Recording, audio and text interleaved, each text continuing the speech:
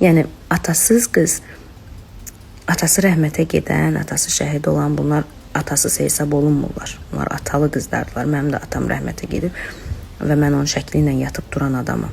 Mənim oğlum olsa, mən ona atası olmayan qızı ala bilmərəm deyən aparıcı Nigar Fərhad sosial media hesabında açıqlama yayıb. Aparıcı efirdə fikirlərinin təhrif olunduğunu, özünün də atasız böyüdüyünü deyib. Birincisi, mənim hələ oğlum yoxdur. İnşallah övladım olar və inşallah ki, oğluma şəhid qızı qismət olar. Mən fikrimi bildirərək o mənada demişdim ki, bəzi analar sırf öz həzzinə görə ailəsini tərk edir, qızını atasız qoyur, həyat yoldaşını çətin anlarında yarı yolda buraxıb gedir və ona sahib çıxmır. Belə bir ananın qızını öz oğluma həyat yoldaşı olaraq qəbul etməzdim.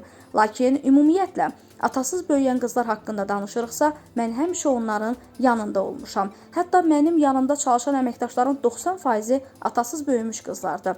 Yeri gəlmişkən, mən özüm də atasız böyümüş bir qızam. Sadəcə olaraq efirə getməyən bəzi məqamlar olur və siz məhz müəyyən kadrları paylaşaraq kontekstdən çıxarılmış görüntü yaradırsınız.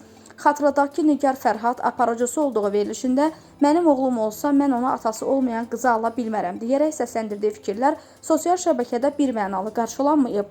Onun fikrini cəmiyyətdə müxtəlif təbəqəli insanları, ictimai xadimlər, şəhid ailələri, cəmiyyətdə önəmli mövqeyə malik insanlar sərt tənqid edib.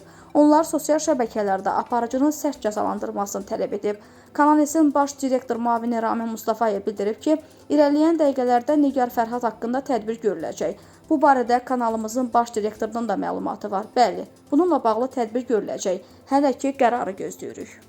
O sırf o qismi ki, verilişimdə demişəm ki, mən atasız qızı oğluma almaram. Birincisi, mənim oğlum hələ yoxdur. İnşallah ki, mənim oğlum olar və inşallah ki də mənim oğluma sırf şəhid qızı qismət olar.